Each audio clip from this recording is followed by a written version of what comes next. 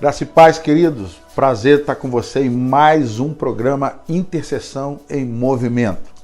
E nesse programa nós vamos dar continuidade às palavras liberadas durante a conferência Renovo das Águias. Então hoje você vai ter uma ministração muito especial de uma pessoa que nós temos assim um relacionamento de amizade e o Senhor tem trago assim muito direcionamento, né, para as igrejas aqui na região do Rio de Janeiro. E ele trouxe uma palavra muito alinhadora para esse tempo nosso. Então a gente quer convidar você a você ficar bem atento nessa ministração que nós vamos ter daqui a pouco, né? Que vai com certeza edificar muito a sua vida. Nós também temos aquele momento de adoração, onde a presença de Deus vem sobre nossas vidas, entra na sua casa, e eu quero encorajar você também participar desse momento. Antes, né, dessa ministração, vai ser bênção para você. Esse programa, ele existe por causa de você, intercessor. Ele veio à existência para trazer ferramentas, subsídio e capacitar você a desenvolver de uma forma mais eficaz o teu chamado, o teu ministério na área de intercessão.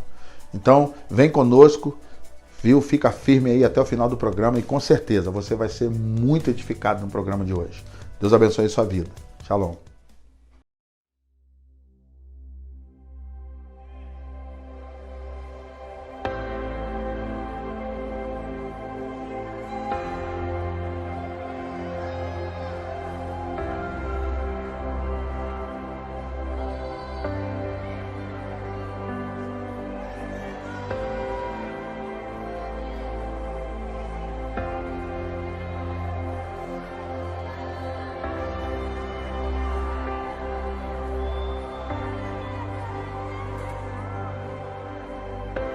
Queremos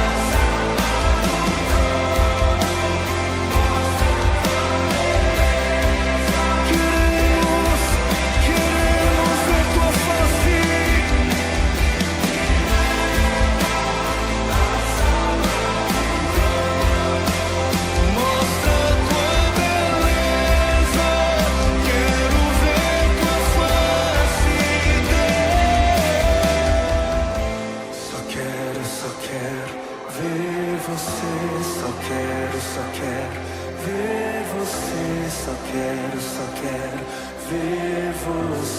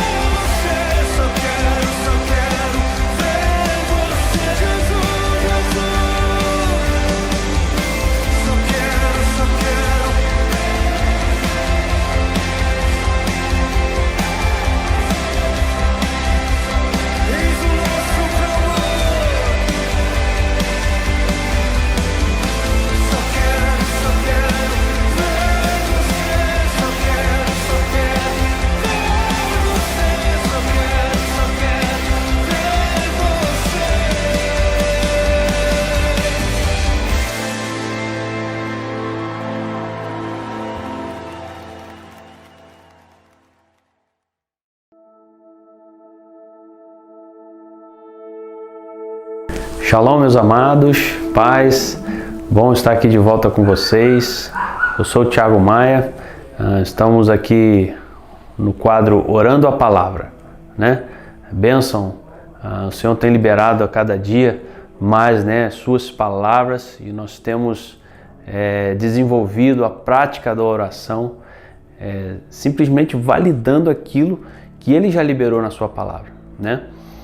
Hoje vamos estar meditando no texto, orando a palavra do Salmo 5, e eu vou fazer a leitura na linguagem de hoje.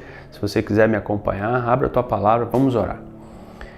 Versículo 1 diz assim: Ó Senhor Deus, ouve as minhas palavras e escuta os meus gemidos. Meu Rei e meu Deus, atende o meu pedido de ajuda, pois eu oro a Ti, ó Senhor. Pai, nós queremos orar a Tua palavra, assim como o salmista declarou.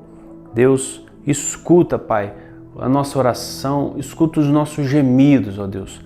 Pai, toda necessidade que nós temos visto nos últimos dias, na nossa casa, na nossa vida, Deus, nós Te pedimos para que o Senhor incline o Seu ouvido, Pai, para aquilo que nós estamos falando. Nós estamos declarando, Pai, a Tua palavra. Nós queremos ver resposta, Senhor, dessa oração. De manhã ouves a minha voz.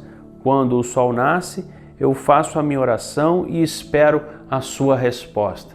Pai, nós temos Te esperado pelas respostas dessas orações que nós temos feito. Então, Deus, nós queremos ter certeza de que nós vamos deitar e vamos nos levantar e com a certeza de que vamos ser ouvidos, ó Pai. E todas as nossas súplicas, todas as nossas necessidades serão atendidas. No versículo 4, meu irmão, a gente fala assim: Tu não és Deus que tenha prazer na maldade. Tu não permites que os maus sejam teus hóspedes. Versículo 5.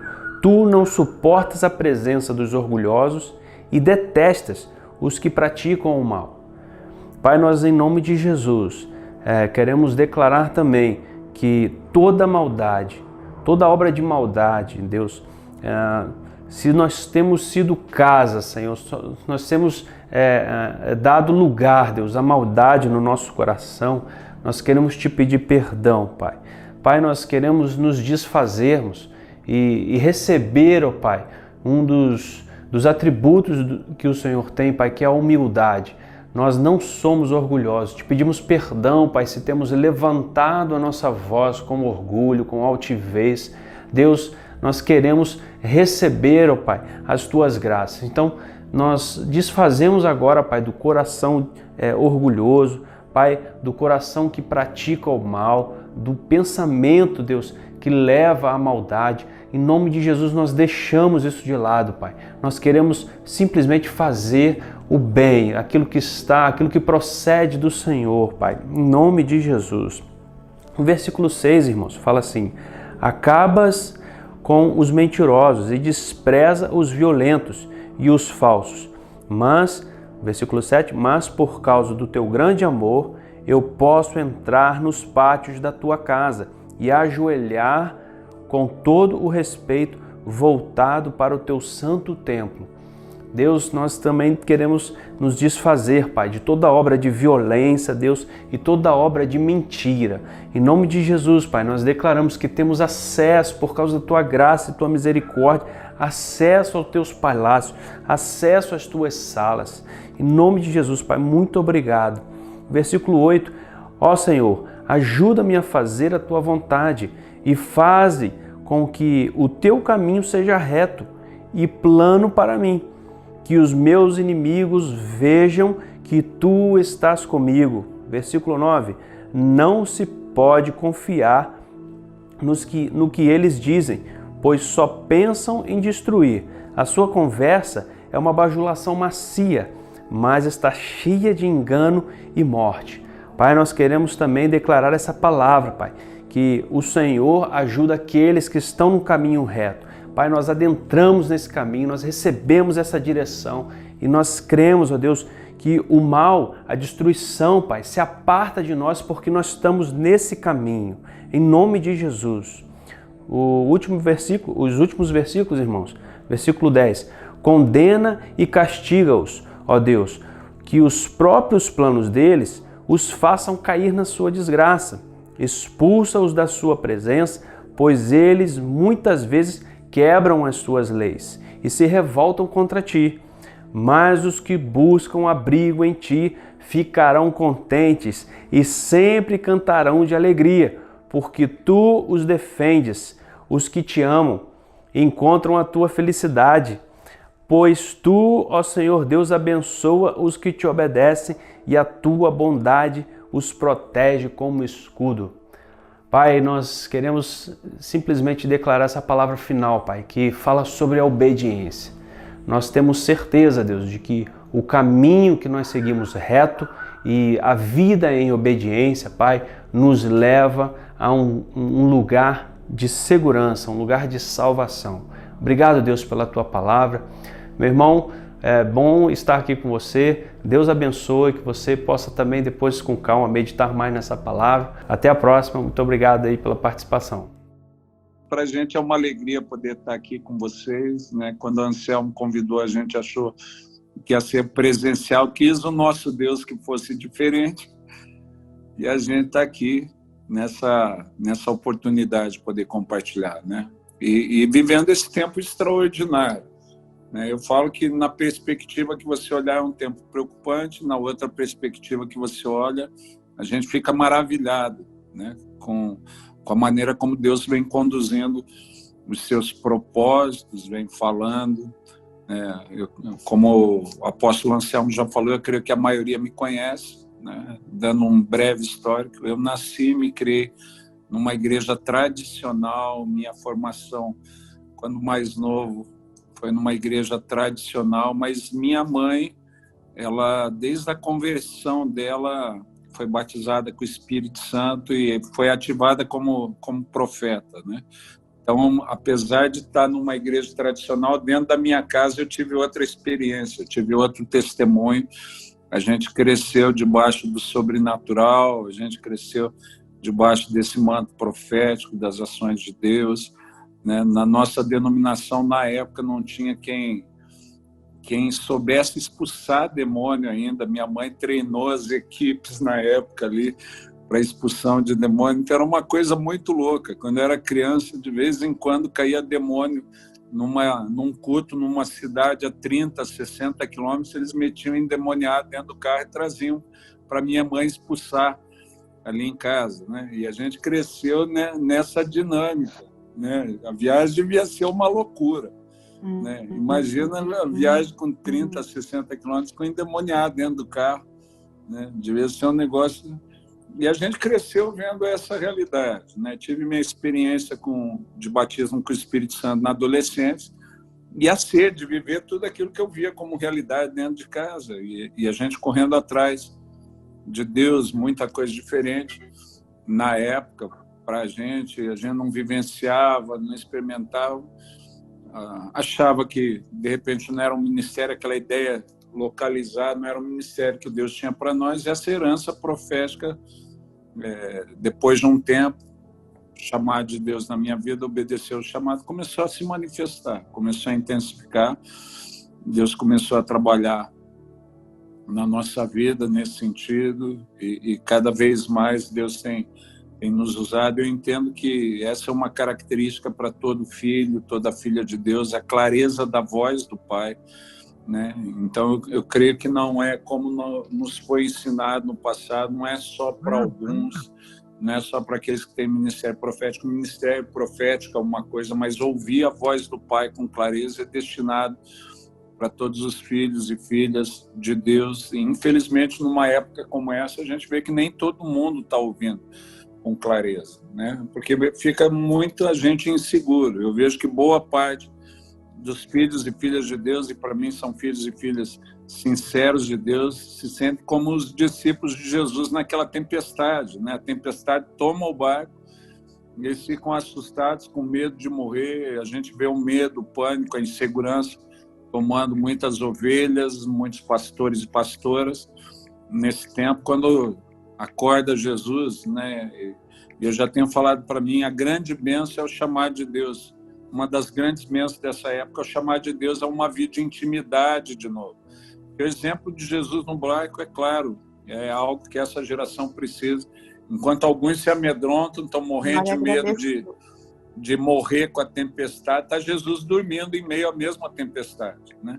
Então, aqueles que entendem bem o nicho da intimidade, estão tranquilos, têm a shalom de Deus numa época em que o mundo está inseguro, sem saber o que fazer, né? Se muitas vezes você está sendo assediada pela intimidação da época e a pressão de muitas coisas, vá para o nicho de intimidade, né? No nicho de intimidade é possível descansar em meio à tempestade, né?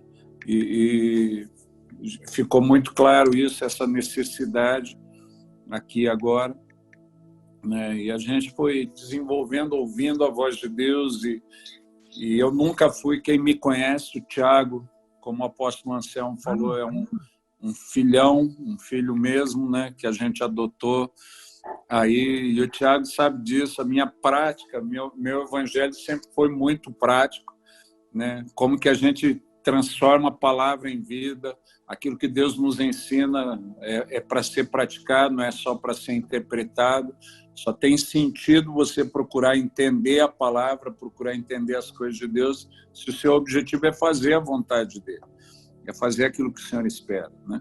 Mas nos últimos anos, de um tempo para cá, Deus tem trazido a gente algumas palavras que não eram características sobre o fim dos tempos, sobre os últimos dias, a grande colheita. E a questão de alguns anos atrás, né? Alguns anos atrás, Deus me trouxe uma palavra, lendo a Bíblia, no momento devocional, Deus começou a falar comigo, algo que eu tinha sempre curiosidade a respeito de um texto, eu não via muito sentido. Deus me falou, você nunca me perguntou o sentido desse texto. Eu falei, Deus, então qual que é o significado? Deus me apresentou aquele texto, eu nunca tinha lido naquela perspectiva, como um marco profético da volta de Jesus, né? O texto dos 153 grandes peixes que Jesus pescou com seus discípulos, naquela pesca que eles fizeram na beira do mar da Galileia, depois de Jesus ressuscitado, né? Ali João relata isso. E o número 153 sempre me intrigou, que eu falei, Deus, o Senhor não permite que nada esteja na sua palavra sem propósito, mas eu nunca entendi o sentido desse número no relato da pesca maravilhosa, né? E foi onde Deus falou ao meu coração, e aí eu dou para você o direito de duvidar, de discordar, você que está nos ouvindo, se você tem uma palavra numa outra direção, tranquilo. Ele falou, os 153 grandes peixes são 153 nações, né? Por isso que eram grandes peixes. Ele falou, foi um marco profético da volta de meu filho, quando a maioria, em 153 nações, se dobrarem diante do meu filho como Senhor, ele vai voltar, né? Daí eu fui fazer o cálculo, quantas nações, fui fazer a pesquisa, né? Quantas nações a gente tinha com a maioria cristã. E no cálculo estava muito perto, faltavam poucas nações.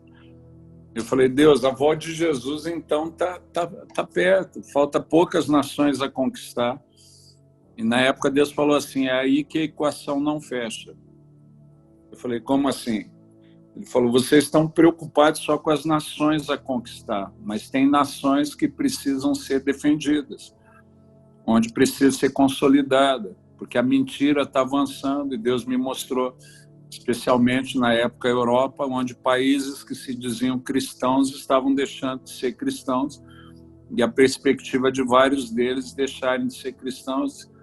Eu só contei essa história do que Deus falou para chegar nesse ponto, e na época Deus me falou assim, os filhos vão avançar na conquista, mas eu tenho chamado os pais para resistirem nessas nações. Então eu estou levantando pessoas que eu vou deslocar para nações da Europa, pessoas com mais experiência para o enfrentamento que vai se fazer necessário nesses últimos tempos, pessoas que são mais maduras no discernir da minha voz, no discernir dos tempos, que sabem como agir E eles vão estar nesses países resistindo ao avanço da mentira, ao avanço da iniquidade, enquanto os filhos, sob a orientação desses pais, vão partir para a conquista das demais nações e para a grande colheita que a gente entende que está reservado para esse tempo. Para mim foi surpreendente, né? Ao mesmo tempo eu me alegrei, converso com o apóstolo Anselmo sobre a nação que Deus nos disse que seria a porta de entrada, que é algo que está no coração dele mesmo, aquilo que ele falou do alinhamento, né? E há alguns anos a gente vem esperando nesse sentido, né? Fui pastor na mesma cidade durante 20 anos e achava que Deus só me tiraria de lá para seguir para esse destino em direção às nações. Para minha surpresa, me tirou de lá e me trouxe para ser bispo no Rio de Janeiro. Eu acho que tinha mais gente boa que eu precisava conhecer, entre eles o apóstolo Anselmo. Mas Deus me deu uma palavra também há 3 anos atrás, que seria um período de aprendizado de 3 anos. E os 3 anos venceram ano passado. E a palavra que Deus pôs no meu coração é que 2020 seria um ano de avivamento, né? E para nossa surpresa, mediante tudo aquilo que Deus tinha dito, veio o Descende, a gente imaginando que depois do Descende ia ser o culto do envio, né? Onde a galera iria para as nações, aquela história toda. De repente, em vez da galera ir, Deus providencia isso, permite isso, né? Vem um vírus e põe todo mundo trancado dentro das suas casas. E no início a gente ficou sem entender nada. Agora que ia ser o ano do avivamento, agora que ia ser o ano do envio, o ano em que nós entenderíamos que o conhecimento do Senhor encheria a terra, para logo depois a glória dele encher a terra. O ano do início desse movimento todo de colheita e avivamento mundial, a gente está aí, atrás das paredes, em alguns lugares de isolamento mais radical, em outros menos radical, mas todo mundo preocupado, tentando discernir o tempo de hoje para entender como vai ficar o futuro, né? E num primeiro momento a gente também, eu já venho falando isso, né? Amós 3,7 fala isso, que Deus não faz nada, Deus não permite nada, sem antes revelar seus segredos aos seus santos, os profetas. E nesse tempo a gente ouve muita gente falando muita coisa. Eu já venho falando para aqueles que estão próximos, amigo, o que menos interessa o que a galera acha. O que menos interessa, o que a gente precisa ouvir é o que Deus fala sobre esse tempo. Então a gente precisa descobrir quem são os profetas, quem são as profetas com quem Deus já havia conversado sobre esse tempo, com quem Deus já havia falado sobre... Porque a Bíblia é clara, alguém já tinha ouvido o Senhor, né? E daí pessoas começaram a trazer algumas palavras que a gente tinha ministrado sobre esse tempo, começamos a discernir em Deus, pensar em Deus. E eu falei para Cláudio, eu acho que Deus me deu algumas palavras sobre esse tempo que a gente não imaginava, e outros, conversando com outros, ressuscitando palavras mais antigas, né? Esses dias foi postado pela rede social, talvez você que está aqui participando com a gente viu uma palavra do David Wilkerson, que foi publicado, eles lançaram como se a palavra tivesse sido dada em 86, na verdade ela foi publicada num livro que ele lançou em 73, no ano de 73, David Wilkerson falava sobre essa época que a gente está vivendo aqui agora, algo extraordinário, mas só confirma o texto bíblico. Deus já vinha revelando aos seus servos, as suas servas, os profetas, muito antes o que ele ia falar nessa época. Mas vamos falar a verdade, né? Você que gosta, por isso que você está aqui, né, nessa conferência, o alinhamento profético entre pais e filhos, os filhos de Zacar. Então você já tem um problema. Mas vamos falar a verdade, mesmo a gente que lida com o profético, né, não tinha como você imaginar se Deus não falasse com clareza o que a gente está vivendo hoje, há 3, 4 meses atrás. Alguém aqui imaginava? Né? Alguém aqui imaginava que 3, 4 meses depois a gente já está desse jeito e tentando discernir o tempo? Daí, conversando esses dias com outro apóstolo, amigo nosso, numa live, a gente tinha programado a live numa direção, de repente o manto profético tomou a live e Deus começou a falar conosco, e a gente começou a lembrar dessa cena do Descende. Eu falei para ele, cara, isso aqui para você não está muito parecido com outros avivamentos que aconteceram na história, outros marcos de envio? Ele falou assim, como assim, mano? Eu falei, dá uma olhada, né? A gente vem toda numa preparação de anos, Deus trazendo palavras proféticas, falando da última colheita, talvez nós fôssemos a geração dos últimos dias, e a gente preparando uma geração de filhos espirituais para isso, depositando todo o nosso legado na vida deles para que soubessem fazer. Tiago e outros filhos que a gente tem aí preparados, estão lá exercendo o ministério, outros aqui no Rio por adoção, meu filho Pedro que me acompanhou, né? A gente preparando toda uma geração para a colheita, como Jesus fez, né? Jesus veio, encarnou, viveu a vontade do Pai, impactou uma geração, impactou uma multidão, selecionou 12 para andarem com ele, uma galera que não tinha muita experiência, muito discernimento do que Jesus falava, não tinha clareza das coisas. Depois do tempo de experiência, eles estão mais treinados, agora já não tem dificuldade de expulsar demônio, nada daquilo. A hora que eles acham que vai arrebentar, Jesus é morto. E eles ficam sem entender tudo, né? Eles ficam sem saber o que aconteceu. Agora que a gente tem o treinamento, o mestre top, a coisa já está acontecendo. E eles ficam naquela confusão, né? Os discípulos de Emaús conversando com Jesus no caminho, eles falavam assim, a gente achava que era ele que haveria de redimir Israel. E a confusão dos discípulos foi porque eles construíram um cenário na cabeça de como a redenção de Israel aconteceria. E nós construímos um cenário para essa época também. Quando nós falávamos da última colheita, do avivamento, de como Deus agiria, nós pensávamos em eventos do passado, em coisas. Mas vamos falar a verdade, a maneira como a gente vive a fé foi uma bênção, tocou a minha vida, tocou a tua, mas não alcançou multidões. Com todo o esforço que a gente faz, toda a maneira, os cultos que a gente tem toda semana, tinha, né, os cultos presenciais que a gente tinha toda semana, só alcançaram 2 bilhões, ou seja, todo o esforço de 2000 e tantos anos vivendo a fé alcançou 1/3 das pessoas sobre a face da terra. 2 bilhões e 200 milhões, isso somando todo mundo, os nominais, os que quase são, os que não são, os que se dizem, mas não vivem, dá 1/3 só. A gente tinha 5 bilhões e 500 milhões. Se Deus não dá uma reconfigurada nesse panorama, dificilmente a gente ia cumprir a vontade de Deus nessa geração. Concorda comigo? Com toda a nossa dedicação, estava difícil, né? E a gente imaginava que o quadro ia ser um novo derramar do Espírito de Deus.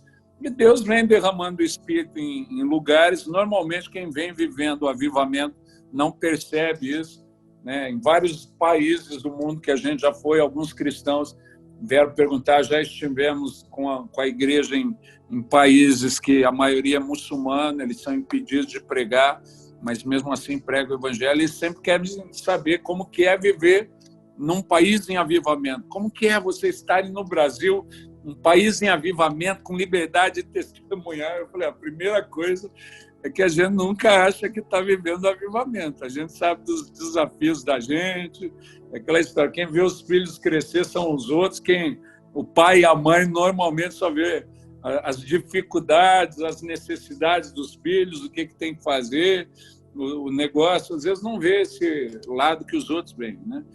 Eu falei, a segunda coisa é que nem todo mundo lá que tem a liberdade, conversando com a filha de um pastor na Jordânia, né? Ela teve a oportunidade de vir com um grupo por o Brasil, ali na cidade de Foz do Iguaçu, para evangelizar na colônia árabe, e ela com 18 anos de idade ganhou essa viagem do pai.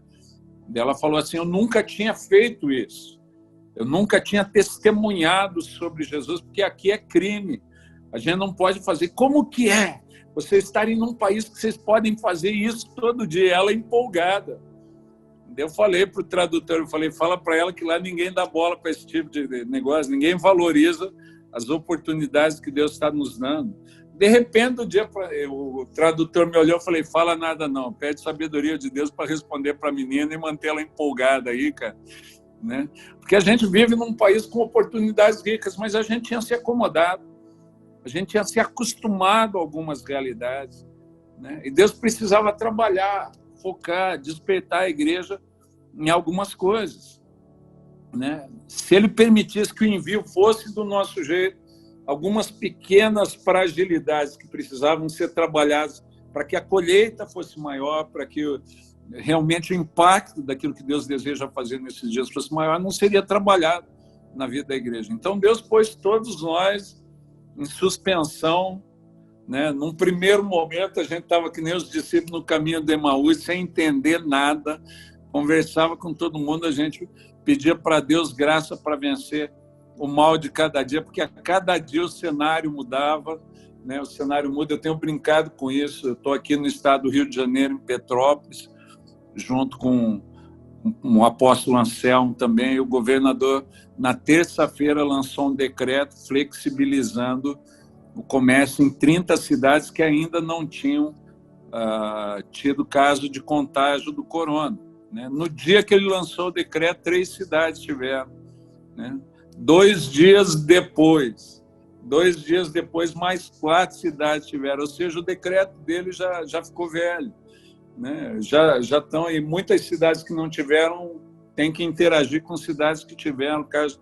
Então, essa época que a gente vive, né, o cenário está mudando, está sendo redesenhado, tanto o ambiente da sociedade, e gera uma certa insegurança, como os apóstolos tinham quando Jesus morreu. Daí vem Jesus por meio deles, e a primeira coisa que Jesus fala é: paz seja convosco, não se turbe o vosso coração. Por quê? Tentar discernir a sua época com essa ansiedade, com essa aflição no coração, fica impossível.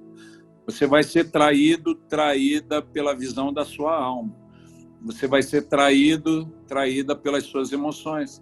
Nós já vemos isso ao longo da história bíblica. Grandes homens e mulheres de Deus, em época de instabilidade, foram traídos, foram enganados pela sua alma. O melhor exemplo é Elias. Quando, na crise do bilhete de Jezabel, ele desanima e ele fala para Deus: só eu fiquei, mataram os teus profetas. E Deus tenta reconfigurar Elias, não consegue. No fim ele fala assim: tem 7.000. Ou seja, a alma de Elias estava enganando ele, né? E se a paz de Deus não vem ao nosso coração, se ela não guarda a nossa mente e coração, se nós não conseguimos nos aquietar no lugar da intimidade, colocar os olhos para o Senhor, aquilo que Deus precisa que nós enxerguemos nessa época vai ficar distorcido. Aquilo que Deus precisa que nós percebemos nessa época não vai acontecer. Então, se você é um filho, uma filha, um pai, uma mãe em Israel, você precisa da paz, da shalom de Deus, guardando a sua mente e coração para ouvir com tranquilidade. Por isso que quando Jesus vem, a primeira coisa que Jesus ministra aos discípulos é a paz. Ele fala: paz seja convosco, no meio daquele grupo. Depois ele interage, ele passa uns dias tentando ajustar algumas coisas que precisa. Eu estava brincando com o apóstolo Joel, com quem a gente estava conversando. Falei: Joel, você percebeu que depois que Jesus faz tudo aquilo, ele fala assim, a galera na expectativa, agora a gente vai sair, ele fala: não, agora vocês vão para o isolamento social, até que do alto vocês sejam revestidos de poder. E Jesus põe os discípulos em isolamento social no cenáculo, né? Eles não sabem, a gente sabe que eles ficaram 10 dias, mas eles não sabiam quanto tempo iam ficar lá. Eles só foram para o isolamento social. Querido, entenda isso. Quanto tempo a gente vai ficar em isolamento social não interessa para a gente. O que interessa é a gente ficar aqui no nosso isolamento social tentando entender o que Deus está tentando nos ensinar, querido. Aquilo que Deus está tentando acrescentar às nossas vidas. Porque tem gente preocupada em sair sem ter aprendido. Eu já tenho falado assim, o povo de Israel saiu do Egito, passou por um deserto, não aprendeu a lição. Se a gente passar por esse deserto e não aprender a lição, volta 40 anos depois, né? Josué e Caleb só puderam voltar para a conquista da terra 40 anos depois, porque passando pelo deserto não aprenderam a lição. Estavam mais preocupados em reclamar, em murmurar daquela época do que em aprender, ler os sinais. Então aprenda a lição, querido. Eu não tenho idade para esperar a próxima chance. Tem que ser agora para mim, tem que ser nessa geração. Se a gente não aprender a lição agora, daqui 40 anos já foi. Alguém vai estar no meu lugar como pai. Em vez de filho, você vai ser pai. Eu não tenho mais tempo para esperar. Eu falo, Deus, não levanta o isolamento até que a tua igreja aprenda as lições que o Senhor quer ensinar. Não permite. Tem uma galera clamando que Deus reverta rapidamente. Eu estou pedindo que Deus ensine o que ele tem que ensinar. E não permita que ninguém saia do isolamento antes da promessa do Pai ser cumprida sobre essa geração. Assim como aqueles discípulos ficaram debaixo de uma palavra de promessa. Ficai em Jerusalém até que a promessa do alto seja enviada. Então, amigo, se preocupe em ficar agora. Amiga, se preocupe em ficar, não em sair do isolamento. Em aproveitar o isolamento para aprender a lição que Deus quer ensinar. Porque depois que a promessa estiver cumprida, depois que a igreja aprender a lição, aí vem o tempo de abundância. Aí vem o tempo de avivamento, aí vem o tempo de colheita. Mas tem muita coisa que a gente tem que fazer. Deus se encarrega de fazer sem que a gente perceba, né? Eu estava brincando com isso hoje. Eu falei, todo mundo que foi enviado para produzir uma grande colheita, para colher com abundância, teve um tempo de isolamento. Dos apóstolos foram 10 dias ali no cenáculo. O de Paulo foi 3 dias cego em Damasco. Ele perseguindo agitadão, vê a luz, fica cego. Deus fala assim, entra lá na cidade, serão dito o que te convém fazer. E Paulo fica lá, cego, 3 dias em jejum e oração, tentando discernir o que ele viveu, até que vem Ananias enviado, ele recebe o Espírito, é batizado. Né? Mas a gente já está mais que 10 dias, bispo. A gente já está mais que 3 dias. Está vendo como quem é ruim para aprender perde mais tempo? Se a gente demorar para aprender, vai ficar mais 1 mês, mais 2 meses aqui. Agora, se a gente se concentrar naquilo que diz, o isolamento pode ser mais rápido. Né? Porque vocês acham que Deus tem alguma dificuldade em resolver a crise? Né? Em resolver... E eu já tenho falado isso. Quem tem o discernimento desse tempo também tem a saída. Para mim é claro, os profetas, aqueles que ouviram de Deus, sabem aonde ir. Todo um ritual religioso vem sendo praticado esse tempo todo. Bispo, por que o senhor chama de ritual religioso? A gente está lendo direto 2 Crônicas 7,14. Está lendo ou não está lendo? Quando já ouviram isso nos nichos, se o meu povo que se chama pelo meu nome se humilhar, daí a gente pega o esqueminha, quer praticar, achando que vai dar resultado. Né? Mas vem gente se humilhando, orando, confessando pecado, fazendo ato de arrependimento, ato profético, e o corona continua avançando. Porque só praticar o ritual religioso, só utilizar o ritual religioso não surte efeito. É só você dar uma olhada no cerco de Samaria. Né? O cerco de Samaria, o rei acompanhou ali o profeta Eliseu um tempo, daí aprendeu vendo Eliseu as dicas do ritual religioso. Esse cara, ele tem discernimento do que o inimigo trama, ele vem, revela, mas como que ele faz? O ritual de humilhação é esse, pano de saco, cinza sobre a cabeça, arrependimento e jejum. Então o rei resolve fazer isso, operar a parte daqueles que Deus tinha levantado. Né? Entenda isso, por mais que você tenha um nicho de autoridade, querido, por mais que você tenha uma condição de determinar algumas coisas no nicho, mas tem aqueles que Deus escolheu para guiar, tem aqueles que Deus levantou, e especialmente nessa época, tem os filhos e tem os pais. Tem aqueles que Deus levantou com mais experiência para orientar, para dizer o que fazer. E não adianta a gente tentar operar a parte disso. Ninguém vai contribuir para essa época operando isoladamente. Deus está configurando sua equipe há muito tempo. Deus tem trabalhado a sua equipe há muito tempo. Porque eu tenho que ter a clareza do meu lugar na equipe.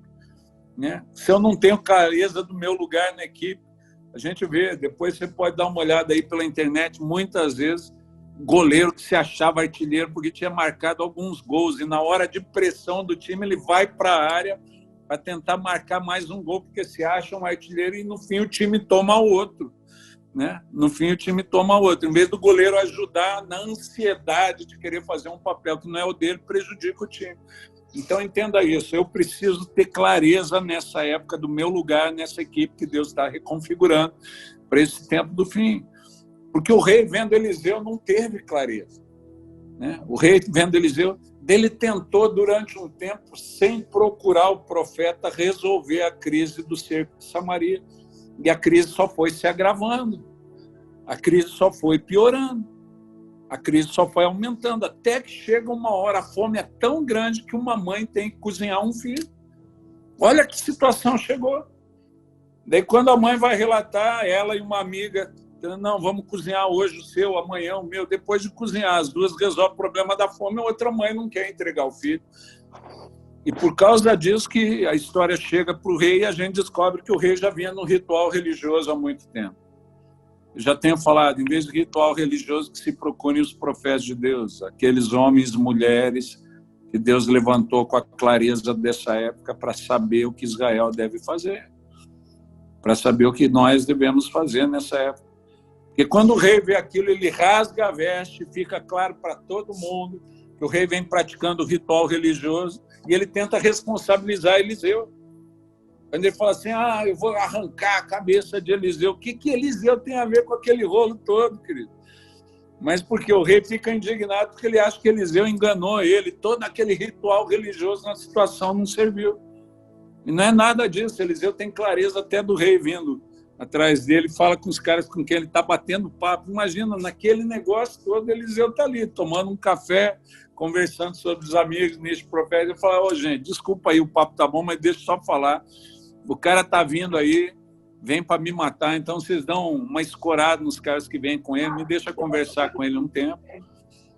E quando o rei vem conversar com Eliseu, Eliseu fala assim, rei, está se apoiando no braço do capitão, e ele fala assim, rei, fica tranquilo, amanhã, a essas horas, a gente vai ter comida em abundância. Amanhã, a essas horas, a crise vai estar resolvida. Amanhã, a essas horas, a coisa... Deixa eu falar a verdade, rei. Se o senhor tivesse vindo falar antes com a gente, não tinha chegado a esse ponto. A mãe não tinha perdido o filho. O senhor foi arrogante. O senhor foi arrogante. Então, a gente tem um nicho arrogante, até dentro das igrejas. Uma galera que está investida de autoridade, mas não quer reconhecer aqueles com quem Deus falou sobre essa época. Né? Esse nicho de arrogância só prejudica a situação. E Deus tem que ir trabalhando, Deus tem que ir trabalhando até que esse tipo de cara se humilhe de verdade. Porque fingir humilhação só com o ritual religioso não adianta. Tem gente convocando os outros para clamar, vamos estar diante da presença de Deus. E fazia tempo que o cara não levava esse negócio a sério.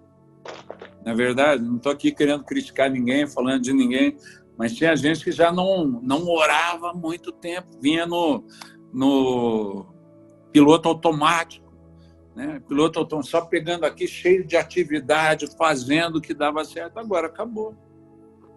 Agora ou a gente vai para o nicho da intimidade para tentar discernir esse tempo, né? E quando a gente vai conversar com quem tem direção de Deus, eu já tenho usado isso, a solução para a crise do corona e para outras crises que se anunciam é sobrenaturalmente simples, né? É sobrenaturalmente, naturalmente não tem solução, mas sobrenaturalmente a solução vem simples. É o que Eliseu fala para o rei, amanhã essas horas vai estar resolvido. Eu tenho atendido pastores e pastoras que me falam assim, bispo, o pessoal está passando fome e está aumentando o número de pessoas. Eu falei, cara, vocês já distribuíram 20 mil cesta básica? 19 mil cesta básica? Eles falam, não. Eu falei, então, Jesus em 2 eventos alimentou aqui 10 mil, lá 7 mil, sem contar as crianças. Então, com criança, dá uma olhada ali, né, que a Bíblia fala que foram 5 mil homens, mais mulher e criança. Eu tenho brincado que homem é sempre menos do que mulher nas reuniões, sempre tem uma criançada. Imagina hoje, que a gente ainda pensa em ter 2 filhos, 3 filhos, já tem gente pra caramba. Imagina naquela época, que a média era o que Jacó teve, 12, 13 filhos, 12 homens e uma mulher. Né? Então imagina a reunião ao ar livre, aquela piazada, aquela criançada toda correndo, e Jesus com 5 pães e 2 peixes alimenta a multidão. Você acha que para Deus tem dificuldade de atender o necessitado nessa época, querido? O que você acha? Né? tem dificuldade. Nós tivemos um relato, eu estava tentando lembrar esses dias, um amigo, eu não sei se foi a migração de haitiano que veio para o Brasil ou a migração de venezuelano lá no norte. E um amigo que é de uma missão, ele foi com o grupo da missão para tentar ajudar lá e se organizar. E um dia, situação difícil, eles conseguiram 10 assados para atender o povo, mas eles pensaram que vinha um número de pessoas, então deixaram uma parte dos assados para a equipe de trabalho. E quando eles viram a multidão, eles falaram, cara, não vai dar, a gente vai ter que distribuir tudo para todo mundo. Tinham deixado 4 assados para a equipe de trabalho, trouxeram 6, serviram os 6, foram buscar os 4 na cozinha. Quando foram buscar os 4 na cozinha, tinha 6. Eles acharam que alguém tinha trazido mais 2, pegaram os 4, deixaram 2. Ele falou para alguém, vai lá pegar os que ficaram na cozinha. Quando foi, tinha 5 na cozinha. Em resumo, depois de atender todo mundo, todos os refugiados que estavam ali, eles foram olhar, tinha 10 assados na cozinha. Deus ainda hoje multiplica o alimento. Deus ainda hoje faz milagre. Deus ainda hoje está realizando de maneira sobrenaturalmente simples as crises. Mas o rolo é que tem uma igreja que está funcionando no viés do capitão, no qual o rei estava apoiado no braço. Quando você fala teoricamente, todo mundo fala amém, mas na hora fala, isso não vai acontecer. Você acha que vai acontecer uma crise dessa, vai se resolver desse jeito? Existe um profeta que deu uma palavra que a crise se resolveria do mesmo jeito que ela veio e se instalou, ela sairia, ela deixaria de existir. E eu estou no aguardo dessa palavra. Esse profeta estabeleceu o tempo, ele disse que seria agora em abril, que em abril, do mesmo jeito que o corona veio e instalou o pânico, eu não sei se eu não estou atrasando a palavra profética, orando, pedindo que Deus não levante a pandemia enquanto todo mundo não aprender o negócio. Deus, eu sei que o Senhor revela os seus segredos aos seus santos, o profeta, mas, por favor, não deixe a tua igreja se aprender que eu não tenho mais idade para esperar. Eu preciso que seja agora a conquista da terra. Né? Mas a palavra profética estava para agora. E a gente vê isso. Né? Deus sempre resolvendo de maneira sobrenaturalmente simples as crises. Né? Agora tem a geração que é que nem o capitão do braço. Ela vai ver, mas não vai usufruir, não vai crer. Porque todas as crises que vêm se anunciando, você acha que Deus já não tem solução para elas? Ele é o alfa e o ômega, o princípio e o fim. Ele já tinha vivido esse momento, já sabia desse momento antes que a gente chegasse nele. Quem foi pego de surpresa fomos nós, não o Senhor.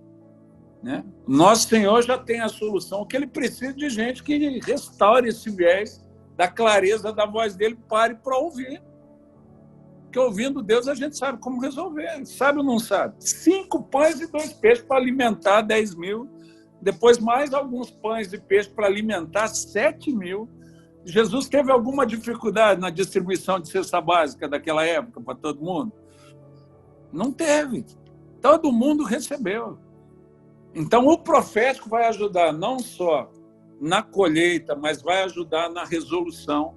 Né? Você, profeta de Deus, pare para ouvir o Senhor. A solução para essa época não vem dos pesquisadores, a solução para essa época não vem do pessoal da saúde, a solução para essa época não vem dos governantes, a solução para essa época vem para quem está ouvindo o Senhor. Vem para quem está ouvindo o Senhor. Agora, outra coisa que Deus precisava é dar uma reconfigurada na nossa visão de missão e de igreja, porque algumas coisas já vinham sendo ditas há algum tempo. A igreja movimento, aquela que está fora do espaço físico identificado como religioso, aquela que se move através das testemunhas que Deus levantou, que era o que Jesus fez. Jesus foi um judeu, ele seguiu dentro do ritual tanto que ele podia ensinar na sinagoga. Se ele fosse impuro ou infiel, ele não teria a liberdade de explicar a lei dentro da sinagoga, ele só podia fazer isso porque seguiu todos os rituais da religião, só que organizou o movimento do reino à parte da religião onde ele estava. Acabou entrando em conflito com a religião, mas ele instituiu o movimento do reino naquela condição. né, naquela condição. Então, independente da igreja cristã onde você congrega, independente do movimento cristão do qual você participa, eu já tenho dito essa é a época das testemunhas, é a época daqueles que têm vivido com o Senhor vivo, têm tido uma experiência diária com Ele, têm aprendido com Ele, têm andado com Ele, por isso tem coisa para contar, né? Porque o que Deus nos pediu para fazer era isso: sede minhas testemunhas, ou seja, conta para os outros o que você tem vivido comigo. Fala do que eu tenho feito na sua vida, de como eu tenho resolvido. Então, essa igreja fluida, né, a gente identifica essa época como a época da modernidade líquida. O que quer dizer isso? O absoluto de um não é absoluto de outro, né? As verdades de um dia podem mudar todas, né? As estruturas estão em mudança o tempo todo. E uma igreja muito consolidada, muito formatada, muito esquematizada, ela não consegue ser testemunha para essa sociedade assim. Sendo que boa parte daqueles que precisam, né, boa parte daqueles que precisam ouvir, precisam ser alcançados, são de territórios considerados pós-cristãos.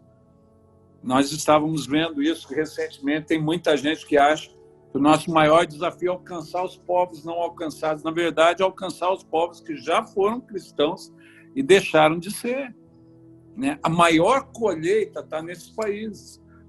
Eu estava dando uma olhada, hoje os povos não alcançados, onde o evangelho não foi pregado, dentro da população mundial é uma minoria, né? Dos que precisam ser alcançados, 4,5 bilhões, mais ou menos, está em países onde o evangelho pode ser pregado, onde ele, às vezes, tem algumas orientações, mas já tem igrejas cristãs, mas de gente que se decepcionou com a maneira como os cristãos hoje, mais formatados, vivem a fé ali, no endereço. Não se decepcionaram com Jesus e nem com o sobrenatural. Muito pelo contrário. A gente vê as publicações, né? Você vê a questão de cinema, séries de TV, filmes que passam na TV, deixando muito claro que essa época ela está sedenta do sobrenatural. Não sei quantos de vocês já viram aquelas séries Supernatural que tem passado, né, na televisão até aberta hoje, os filmes da Marvel com homens que têm, ou mulheres que têm superpoder, que está todo mundo querendo se apegar, né? Essa sociedade secularizada, ela tá. Então, agora, uma igreja que perdeu o apelo nessa sociedade, pela maneira como a gente vive o evangelho. Não é a mensagem, é o nosso testemunho. O testemunho da igreja prejudicou a mensagem viva, boa, nova que ela tem para levar. Então, esse testemunho afastou as pessoas do evangelho, porque elas perceberam que é uma igreja que não tem nada a ver com essa época.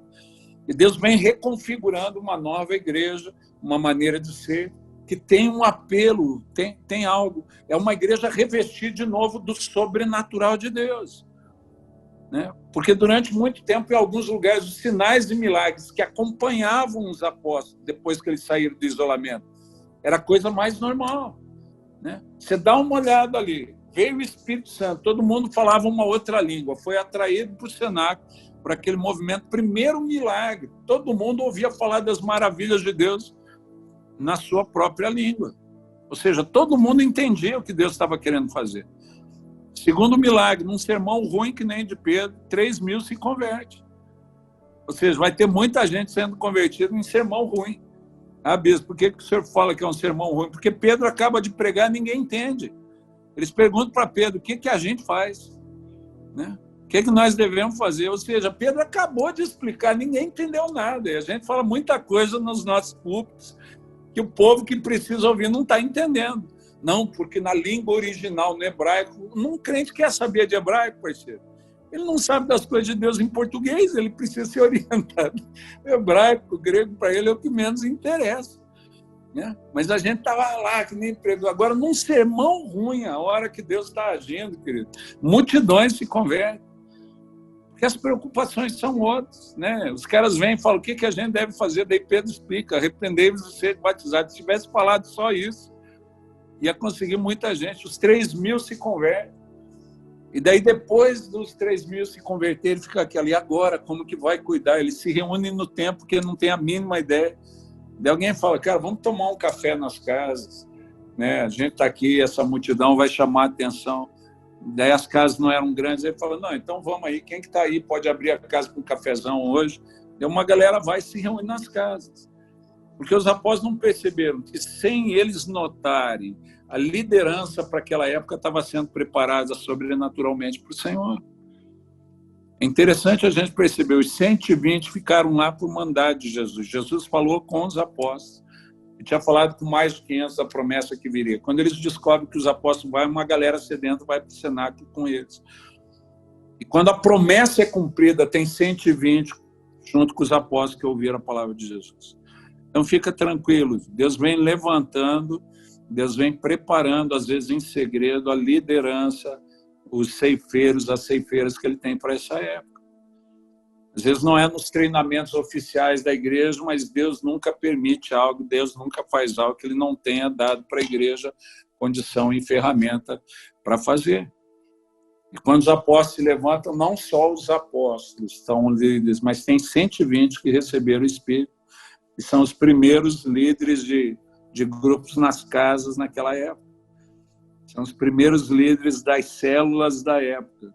E essa é a configuração que faz com que as multidões possam ser acolhidas, ensinadas, consolidadas e inspiradas pelo Evangelho. Deus já vinha dando para essa época muita coisa que às vezes a gente vinha resistindo. Alguns anos atrás, eu já tinha ouvido de um pastor amigo nosso que as multidões estavam na internet, as multidões estavam nas redes sociais, mas eu sou daquela geração que gosta de sentar face a face, a gente gosta de estar junto, batendo papo, a gente gosta de reunir com os amigos, né? Nesse tempo, se não isolasse, eu ia ser um alvo de contágio grande mesmo, porque esse negócio de cumprimentar com o cotovelo não é para mim, esse negócio de cumprimentar com o pé não é para mim, eu gosto de abraço mesmo, eu sou pegajoso, eu gosto de dar beijo, eu gosto de dar abraço, eu dou a mão, vai contagiar, vamos contagiar com o amor de Deus, se o corona vier na cola que se lasque, porque a gente é assim, a gente é latino, aprendeu a ser desse jeito, né? Então, se Deus não tivesse posto em isolamento, é assim que a gente é, né? É a galera do abraço, do negócio, né? A gente ia ajudar a armar a confusão, né? Vamos desse jeito, né? A galera está aprendendo várias piadas para arrumar desculpa para poder abraçar os outros. A galera fala o vírus, eu falei, fica tranquilo, a gente é pobre. Me mandaram essa, eu gostei muito. Falei, pobre nunca pega o último modelo. Pode ver, iPhone 11 lançou. Pobre está pegando 2, o 3, no máximo 5C. Né? A gente consegue, com muito esforço, 5C. Não é possível, porque a Corona já teve 18 antes, agora é o 19. É o Corona 19, já teve 18 Corona antes. Não é possível que só porque a doença a gente vai pegar o último modelo. A gente é pobre, vai pegar o Corona 3, Corona 4, Corona 5, fica tranquilo. Né? Mas a gente fica arrumando desculpa para agir do jeito que a gente quer nessa época, né? Se Deus não desse essa reconfigurada para trabalhar com a gente, para lembrar algumas coisas, a capacitação sobrenatural, os milagres e sinais eram raros quando acontecia.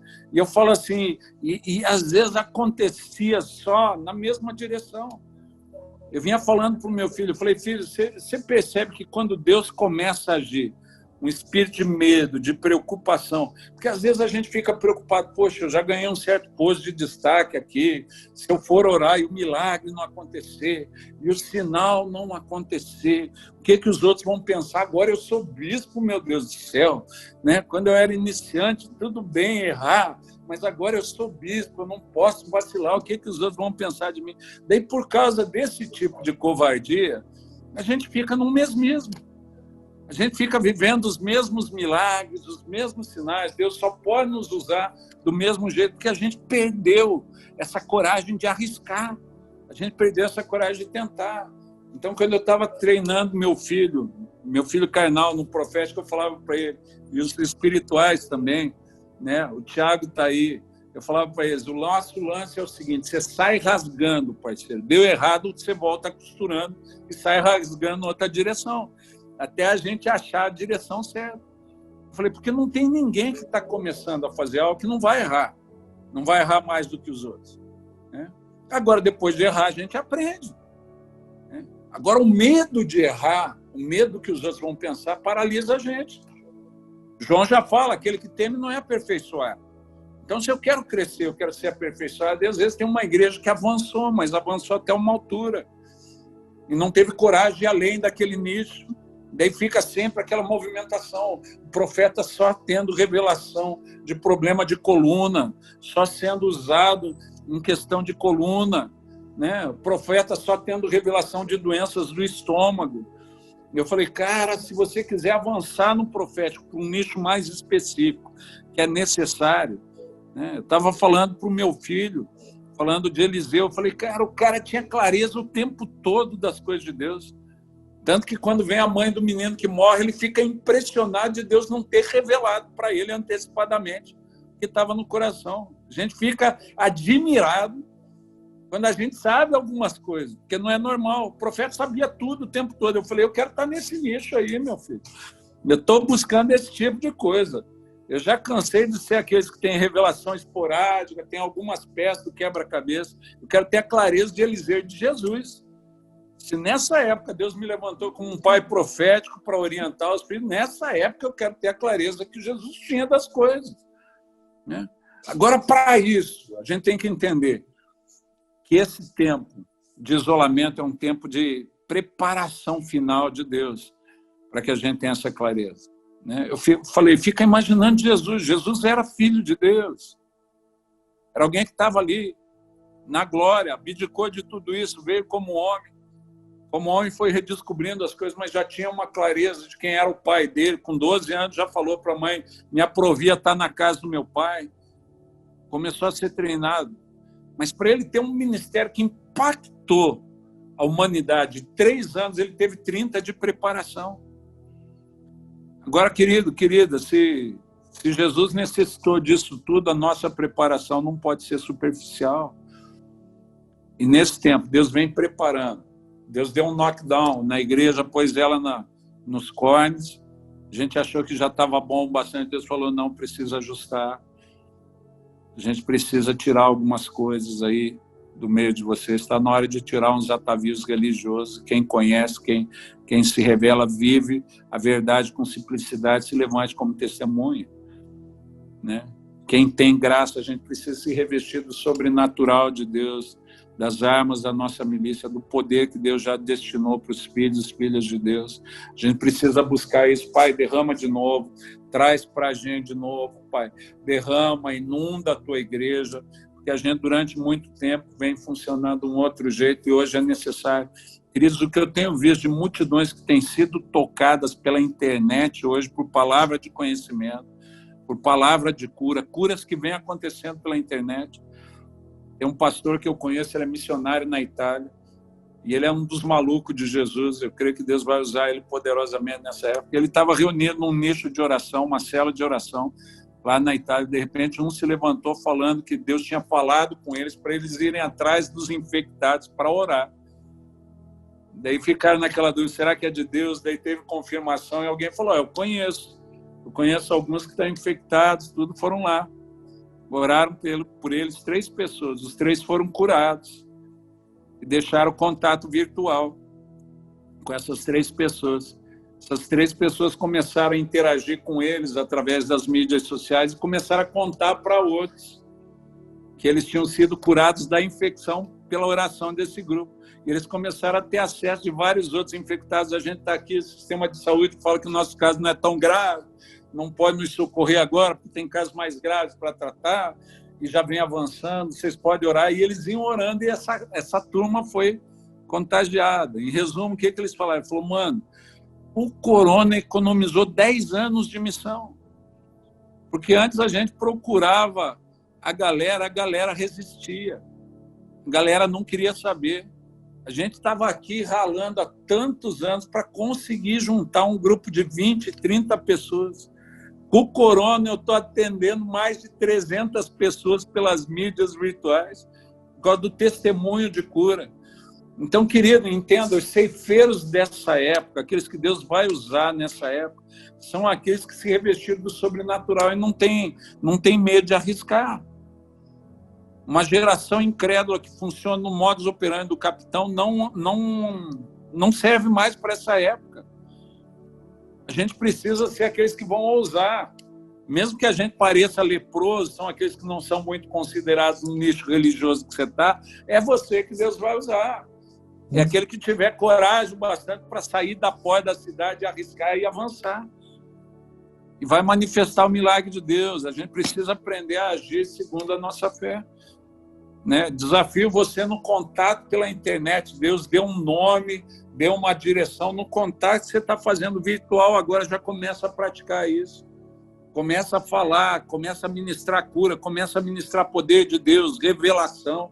E eu quero dizer, a unção que está sobre a minha vida, esse espírito profético, esse espírito de palavra de conhecimento, eu quero transferir para você, por essa reunião aqui, para todo aquele, a toda aquela que crê. Receba, Deus vai começar a te dar clareza de pessoas, de situações, para te usar poderosamente, para que o nome dele seja conhecido. Porque o reino dos céus é poder de Deus. E é assim que Deus deseja usar os seus filhos.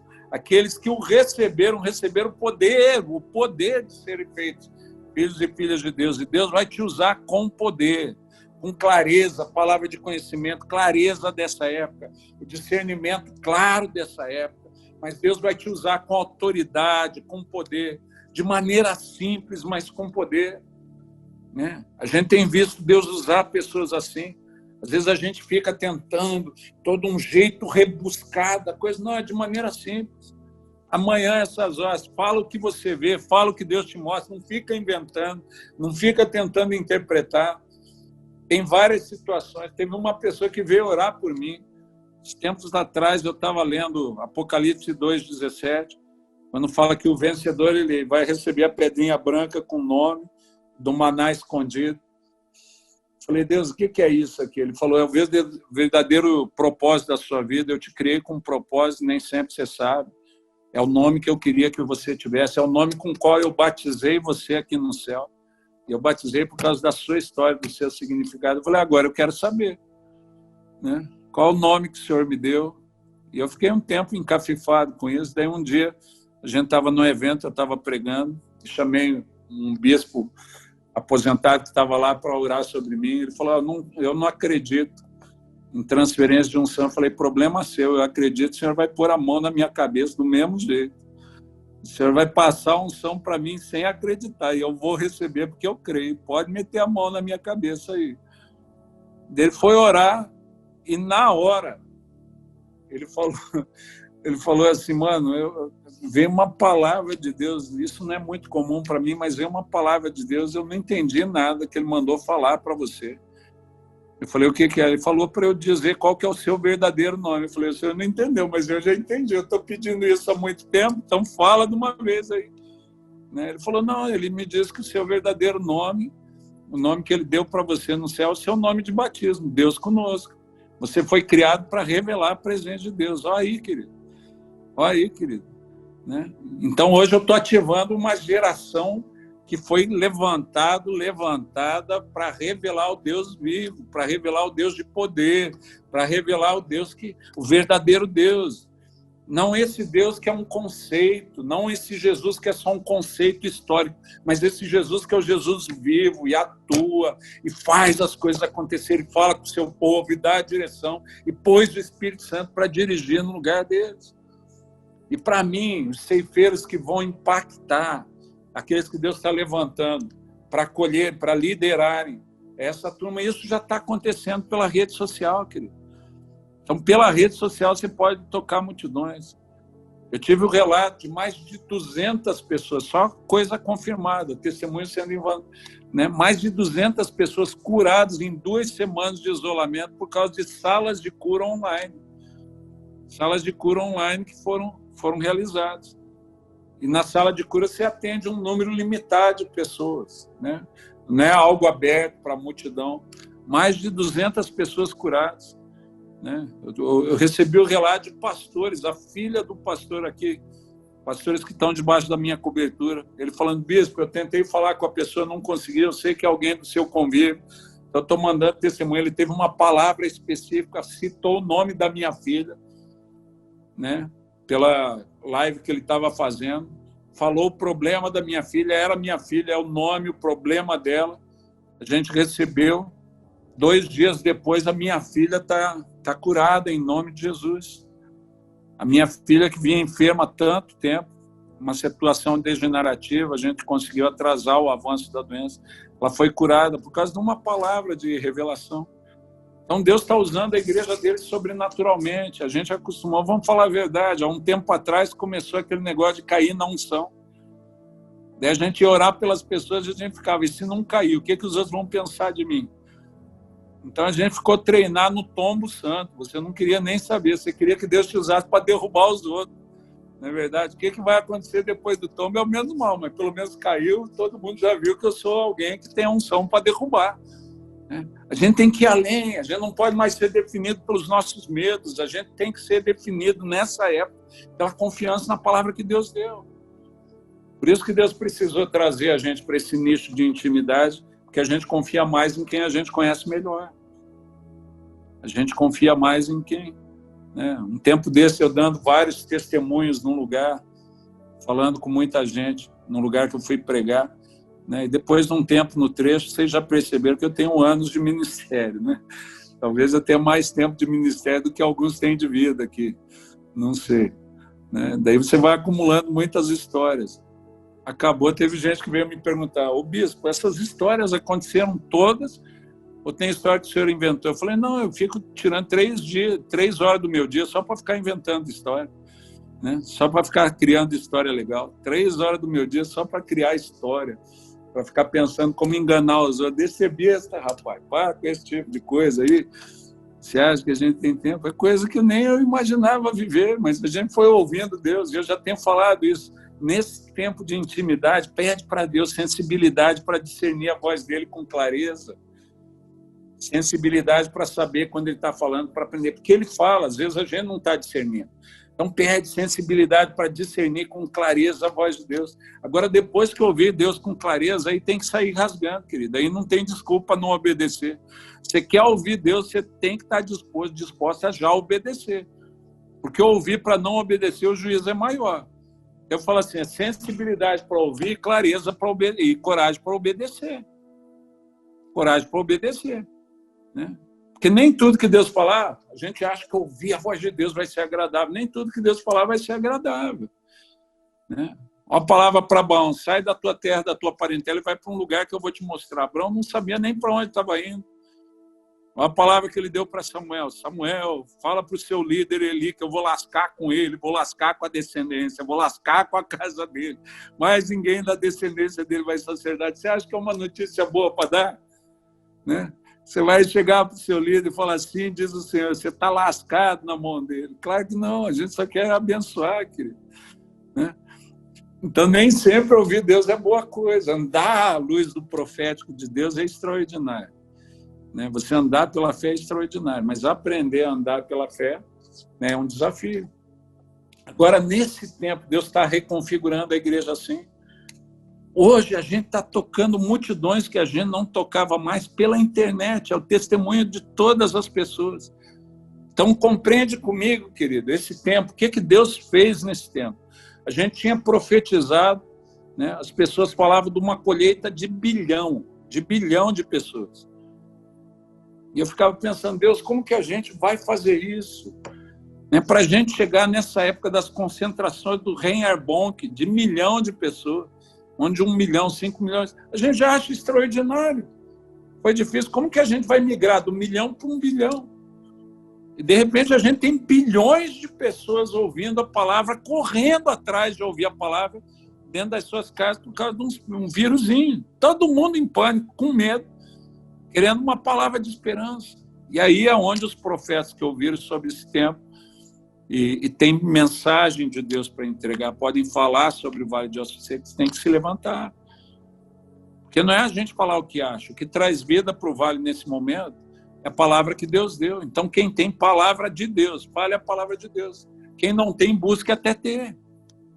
Até saber o que vai clamar, o que pode profetizar. Porque hoje tem uma multidão na internet querendo ouvir uma palavra de esperança. Eu falo que os primeiros a se achegar eram aqueles que a gente achava mais difícil, o desviado. né? Porque o desviado já sabe o fim dele. Começou o pânico, ele fala, Jesus está voltando. É que nem a Virgem Nessa. Daí corre para voltar, né? Daí vem, normalmente na igreja de onde eu saiu, tá? E é o testemunho. Tem um pastor amigo nosso de Curitiba, não sei se tem alguém fora o Tiago do Paraná, aqui, né? O pastor Pascoal Piragini, ali de Curitiba, uma igreja boa, referencial, pastor da primeira igreja batista de lá. O Pascoal tem uma grande igreja lá, tem um templo, um espaço físico para 2.500 lugares. Ele atendesse em todos os cultos que ele tinha na semana, lotação completa, ele atenderia 30.000 pessoas. O Pascoal estava testemunhando semanalmente, ele tem tido, pelas transmissões que ele faz pelas mídias sociais e internet, 1 milhão de acessos. Vamos pensar qual igreja na sua rotina normal pensaria em atender 1 milhão de pessoas. Então, a primeira coisa que a gente precisa entender, o bilhão que Deus queria salvar, Deus já trouxe para o universo da igreja. Então, 1 bilhão já está aí, ávido para ouvir, ávido para ser ministrado por uma palavra de vida. O que a gente, como igreja, tem que saber nessa hora é o que clamar. Que Deus está nos levantando para clamar. Porque quem clamar aquele sermãozinho normal, a gente precisa ouvir Deus. É a hora da gente entregar as palavras de Deus. Palavra profética, de poder. Não ficar preocupado com algumas coisas. Porque às vezes a gente fica preocupado, porque eu tenho visto profetas se levantar no modus operandi do passado, em vez de exercer um ministério no modus operandi. A gente tem que entender isso. Deus é um Deus bom, é um Deus justo, mas é um Deus bom, benigno, que ama, que não deseja que ninguém se perca e quer alcançar, né? Então, em vez de falar, é um tempo de juízo, em que Deus está exercendo o seu juízo. Todo mundo já sabe disso, querido. Você acha que o pecador não sabe que ele está errado? Ele não vai para a igreja de medo de ser julgado. Ele não vai para o ambiente religioso de medo de ser julgado, mas na internet ele tem coragem de se aproximar de Deus, né? Na internet ele tem coragem, ele está do outro lado da câmera, ninguém está vendo. Agora ele vem, recebe uma palavra de conhecimento, onde Deus se importa com a vida dele. Ó, Deus está me dizendo que isso impacta as pessoas. Então a gente está tendo uma oportunidade rica de ministrar para uma galera que não tinha coragem de ir no espaço religioso as boas novas de Deus, né? Isso está fazendo com que multidões se rendam. Eu estava conversando com um amigo em 2 semanas de isolamento, 2 fins de semana que ele ficou sem poder fazer culto. Ele teve uma sacada e se organizou. Ele pôs uma ficha de decisão online na transmissão dele de culto e começou a pregar só palavras de arrependimento, de misericórdia. Deus que chama ao arrependimento, e aquele que se estiver arrependido, quiser se reconciliar com o Pai, ele vai ter misericórdia. Ele teve 200 decisões em 2 semanas. 200 decisões em 2 semanas. Daí já enviou para o ambiente online, já montou um esquema de consolidação online, a pessoa preenche a ficha, envia para ele, já vai para a mão do consolidador online, aquela pessoa já interage no fim da transmissão, já interage com a pessoa, ele tem células online, já organiza, envia a pessoa para a célula online, ela já está sendo cuidada ali na... Daí depois de 2 semanas ele desafiou, ele falou, quantos gostariam de ser batizados? Ser recebido? Eu falei, maluco, como que você fez um batismo? Ele falou, não, eu peguei e postei um relógio, né? Um relógio com vários horários para batismo na rede virtual, falando que as pessoas que quisessem ser batizadas escolhessem um horário. E daí a pessoa escolhia um horário, aquele horário ficava indisponível para o outro.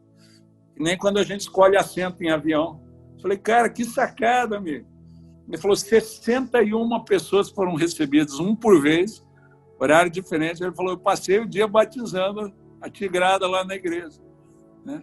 O que ele fazia? Ele pegava de qual célula aquela pessoa participava, na hora do batismo da pessoa, punha o pessoal da célula no telão, a célula acompanhando o batismo do cara pelo telão virtualmente, fazendo aquela festa, aquela celebração, o cara também podendo... Nossa, os caras se sentiram acolhidos, 61 pessoas recebidas em 2 semanas. Agora multiplica isso por 26, querido, né? 26, a gente tem 52 fins de semana. Se 2 semanas deu uma colheita de 60, multiplica isso por 26. para a gente saber, né? Teria mais ou menos 1.560 pessoas sendo recebidas, né? Só por causa desse esquema, querido. Só por causa desse esquema. Então, Deus está dando oportunidades, estratégias novas para alcançar uma geração que pelas estratégias antigas não seriam alcançadas. Deus está fazendo a igreja entender. Hoje, virtualmente, a gente está pregando para bilhões toda semana. E as pessoas estão se rendendo ao evangelho e, através do sobrenatural, elas se achegam para Deus. Estão sendo cuidados na sua casa. Agora, essa igreja depois, ela tem que ter clareza da parte do Senhor, né? Porque o que vai tocar territórios pós-cristãos não é um esquema religioso que a gente já está acostumado, mas é o evangelho vivo. O evangelho vivo da parte de Deus. Então, se faz necessário agora que os conhecedores do seu tempo, para saber o que fazer, né? Aqueles que sabem o que fazer, o evangelho das testemunhas, aquele que você vive com a tua vida e prega com a tua vida, né? O teu exemplo é o que impacta as pessoas, a maneira como você vive o evangelho, vai viver o evangelho, o que impacta as pessoas, porque os filhos precisam do exemplo de pais, e a gente tem uma igreja cheia de confusão hoje, né? Porque pais não serviram de referência para os seus filhos. A gente precisa resgatar isso, que eu quero ensinar. Eu chamei uma geração para andar comigo, para ver como eu fazia, né? Porque transmissão teórica, ela pode despertar, mas não ensina ninguém. A gente aprende por modelos referenciais. A gente precisa de uma geração de filhos que foi preparada à luz do exemplo de pais, e hoje está sendo orientada. Eu não tive ninguém que fez isso comigo, bispo, mas hoje tem uma geração de pais se levantando com disposição. Vocês estão tendo nesse dia o testemunho de vários. Se levantando com disposição para pregar, para ensinar, para tutelar essa geração de filhos e filhas que está querendo receber de Deus, para serem usadas por Deus de uma maneira sobrenatural, querido. Você está vivendo uma época extraordinária, uma época que tem paz com clareza, paz com o profético de Deus, se dispondo a orientar, a ensinar, para que na prática você saiba o que fazer. São os descendentes de Isacar. Se faz necessário que hoje se levante uma geração que entenda o seu tempo, para poder orientar os filhos e filhas de Deus sobre o que eles devem fazer, como eles devem proceder, né? E esse tempo ainda está sendo redesenhado, com muitas possibilidades.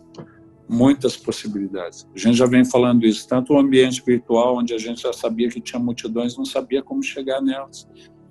Hoje eu que me preocupo mais em orientar os pastores e pastoras pelos quais eu sou responsável aqui, dou cobertura, que no estado do Rio de Janeiro, nas igrejas que estão debaixo da minha autoridade, nós temos mais ou menos 65 a 70 mil pessoas. Então, eu tenho uma gama de pastores e pastoras que eu tenho que orientar o tempo todo, né, na internet. Eu estou fazendo postagem praticamente diariamente, né? Hoje, além de estar aqui com vocês, de ter esse privilégio, já tive uma reunião de manhã com um grupo de pastores e pastoras dando algumas dicas, vou ter uma live à noite. Meus dias têm sido assim. A hora que passar o isolamento, eu vou precisar me isolar para descansar. Uma quarentena. Vou precisar de uma quarentena para descansar, que está trabalhando que nem camelo. Meu dia começa às 5 horas da manhã e acaba às 11 horas da noite. Na correria o tempo todo, né? A gente tentando ministrar para todos, todas, para saber o que fazer, né? Uma geração que não está sabendo lidar. Agora, nesse ambiente das multidões que a gente vai alcançando, hoje as multidões, tem a igreja nas casas que está acolhendo essa multidão, né? A pessoa dentro da sua casa, às vezes você tem 5, 6 mil acessos. Eu que estou funcionando nesse nicho, fazendo as lives diariamente, eu tenho tido por semana, nas transmissões que a gente faz, em torno de 7 a 8 mil acessos. É um número pequeno, mas eu tenho tido 8 mil pessoas que estão me ouvindo falar toda semana, né? Então, as multidões estão sendo tocadas, mas elas estão sendo cuidadas dentro da sua casa, elas estão sendo ativadas dentro da sua casa, elas estão sendo tocadas pelo poder de Deus dentro. Então, entenda isso, não são 7 mil, 8 mil pessoas, São 7, 8 mil famílias, 7, 8 mil acessos. Nós temos 7, 8 mil, no meu caso, lares, ouvindo. Imagina o tanto de pessoas que está sendo tocado pelo universo espiritual. E essas pessoas estão sendo cuidadas no nicho pequeno. Quem resistir à dinâmica dos grupos pequenos, entenda isso. Deus já pôs a sua igreja. Como demorou muito para entender, a igreja ficou naquela ladainha, ele fez conosco, que fez com Gideão, quando mandou o anjo. Gideão estava lá morrendo de medo, invasão dos midianitas, molhando trigo no lagar, o lugar de esmagar azul. De repente chega o anjo e fala: o Senhor é contigo, homem valente. Quando o anjo fala, Gideão começa a ladainha: se o Senhor é conosco, por que disso, por que daquilo outro? Tem hora que a gente quer fazer isso, Deus, por quê? E Deus quer dar a missão, né? Deus quer dar a missão. Em vez de ficar perguntando por quê, entenda isso. A gente está na época de entender o que Deus quer ensinar. Então, para os pés do Senhor para ouvir. Gideão começa com aquela ladainha. Quando ele acaba a ladainha, o anjo fala assim: vai nessa tua força, homem valente. Você tem bobagem que nem Deus dá atenção. Às vezes a gente fica na ladainha, porque se Deus permitir, a gente fica preso nesse redemoinho das nossas amarguras de alma. A gente fica preso na cadeia da nossa alma. Deus fala: vai nessa tua força, homem valente. Ele sabe que indo e obedecendo a voz de Deus, você vai ser tratado, tratada, você vai ser curado, curada, você vai ser edificado, edificada, a tua fé vai crescer. A gente gosta muito de teorizar sobre a coisa. É a prática da palavra de Deus que nos amadurece. Hebreus 5 já fala isso. Pela prática tem as faculdades exercitadas. Então, se a gente quiser discernir esse tempo, eu tenho que começar a pôr em prática o que Deus está me falando. Tenho que começar a praticar o que ele já me disse. Eu tenho que começar a fazer o que ele tem me proposto. É a época da prática da palavra de Deus, né? E isso vai nos amadurecendo e vai nos dando segurança. E a gente vai vendo as multidões, né? Quando o anjo fala: vai nessa tua força, a gente nunca acha que tem o bastante. Entenda isso. Antes de Deus permitir que a crise se instale, ele já põe na mão da sua igreja a solução para ela. Ele já põe na mão dos dele a solução. O rolo é que a gente nunca enxerga. Os discípulos não percebiam que com 5 pães e 2 peixes dava para alimentar aquela multidão. A viúva do profeta não percebia que com aquela botija de azeite que ela tinha em casa, ela conseguia pagar as dívidas dela. Precisava da orientação sobrenatural. E os pais vão estar fazendo isso nesse tempo, filho. Mas entenda, você que é filho profético, você que já tem tido o desejo e tem buscado crescer no sobrenatural de Deus, no profético de Deus, no discernimento dessa época, você que já tem tentado funcionar debaixo da revelação de Deus, da voz de Deus, Deus já deu para você e para vários outros que estão aí espalhados. O que é necessário para superar as crises está na tua mão. Faz assim, põe a mão assim, fala comigo, está na minha mão, para que a crise dessa época seja vencida. Você só não consegue enxergar. Pai, eu quero profetizar sobre a vida dos meus irmãos e irmãs agora, que o Senhor abra os olhos, toca os olhos dos teus filhos, para que eles enxerguem o que eles não estão enxergando, aquilo que o Senhor já pôs na mão deles, Amém. Aquilo que o Senhor já deu para eles vencerem aquilo que eles veem, para eles profetizarem, segundo a palavra do Senhor, sobre os vales de ossos secos. Dá para eles, toca os olhos, que elas vejam em nome de Jesus. Em nome de Jesus. Porque debaixo da orientação dos pais proféticos, aquela viúva, as pessoas souberam como agir, souberam o que fazer, né? E fizeram, obedeceram e tiveram o que era necessário para reverter a crise, né? Até a viúva de Elias, quando falou: só tenho algum pouco de farinha, isso vou fazer para morrer. Elias fala primeiro para mim, porque assim diz o Senhor. Querido, Deus vai te usar abundantemente. Uau, que bênção, hein, irmão? O programa de hoje realmente foi muito alinhador. Tivemos orando a palavra que trouxe mais um fundamento muito poderoso para você. E essa palavra ministrada agora, revelada, um alinhamento para a igreja se posicionando para a colheita, né? Então é um tempo muito importante o programa para você, né? E eu creio que você foi edificado, viu? Muito edificado. Então esteja orando por nós. Lembra, viu, de estar colocando na sua lista de oração esse programa, Why Move Pray, Intercessão em Movimento. Então fica firme conosco, você pode aí agora, viu, fazer a sua inscrição, também clica no sininho, porque dessa forma, todas as vezes que nós tivermos uma novidade no canal, você vai ser notificado. dá uma curtida, viu? Dá um like aí para nós. E a gente quer encorajar você a entrar no nosso Instagram, site, e ali você vai ter informação dos cursos que já estão disponibilizados e muita coisa boa para treinar e para capacitar você, intercessor. Deus abençoe, o programa de hoje foi muito especial e que a bênção do Senhor seja sobre a tua vida, sobre a tua família e que verdadeiramente nós, como corpo, como igreja, possamos estar indo em direção a essa grande colheita que o Pai tem para nós. Shalom e até a próxima semana em mais um momento importante de intercessão em movimento. Shalom.